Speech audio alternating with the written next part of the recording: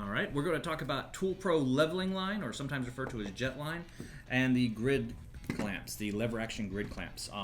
The jet line, we sell it in a 4-piece tube. It also comes in a 25-piece bulk box. The clamps, we only sell them in a 4 to a pack, because that's how you use them. Let me get one of these out.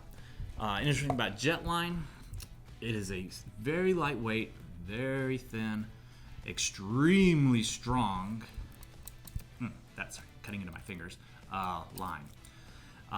What this used for is used for with the grid clamps, in conjunction with the grid clamps, to stretch a nice level line after you put up your 90-degree inside frames for your acoustical ceiling, so you can lay out and map out everything nice and level.